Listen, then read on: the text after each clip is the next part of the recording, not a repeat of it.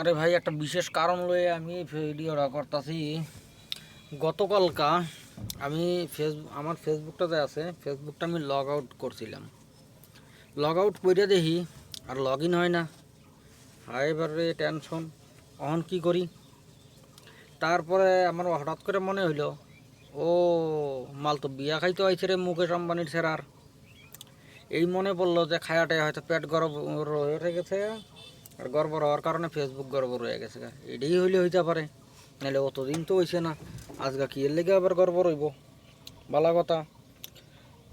তার মধ্যে থেকে ফেসবুক লগ আউটের মানে টেনশনটা এর লাগেই, কালকে বউয়ের ফেসবুকটা আমি করছিলাম লগ আউট। আর বউ তো আমার সাথে সারা রাত কাজ জারি ভাই। কি এর লেগে আমার ফেসবুক তুমি লগ আউট করছো, কী করছো আমার ফেসবুক? ফেসবুক ঠিক করে দাও। তো ফেসবুক আমি কোন থেকে ঠিক করে দিয়াম?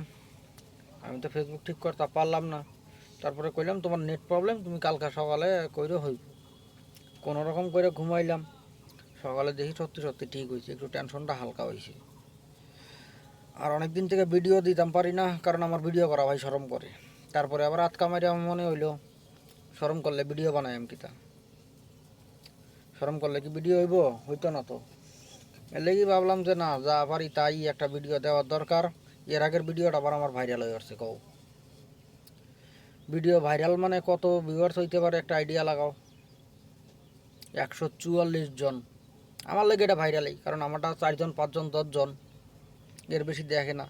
হাইয়েস্ট একটা ভিডিওর মধ্যে 4,500 মানুষে দেখছে, এইটুকুই আমার হাইয়েস্ট। তারপরেও ভিডিও বানাই, কারণ অনেকে অনেক কথা কয়। একটা ভিডিওর মধ্যে দেখছিলাম